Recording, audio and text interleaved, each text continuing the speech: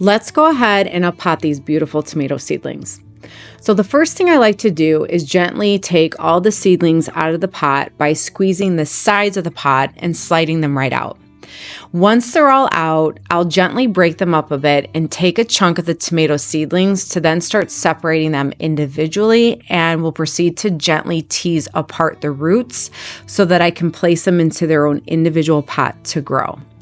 And while you never want to be too rough with your seedlings, tomato plants, however, can handle being separated this way. They are very forgiving and, in my opinion, very easy to work with. So don't be afraid to separate them.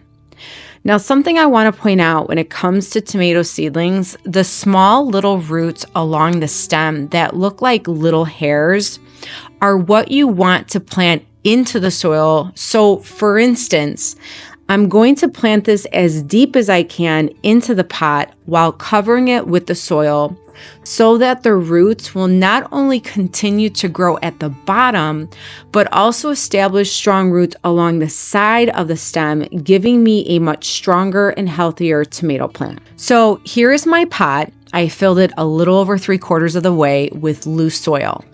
And now I'm going to make a little hole right in the middle for the seedling. Then what I'll do is put the seedling right in there and then proceed to add soil to cover it around the roots, not packing it too tight, but enough for it not to be too loose.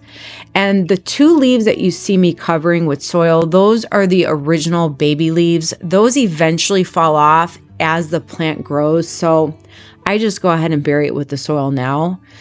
I also would like to add, as far as the soil I'm using with my seedlings, I have been using this for the last couple of years. It's called Bacto soil, and it has worked wonderful for my seedlings. And the very last step that I do is spray it with water so then I can get it acclimated to its new home. And now all my tomato seedlings will get watered and fertilized in the weeks to come, and then I harden them off and plant them out for the summer. Happy gardening, everybody. And always remember, friends, let the garden be your teacher and be the best student your garden ever had.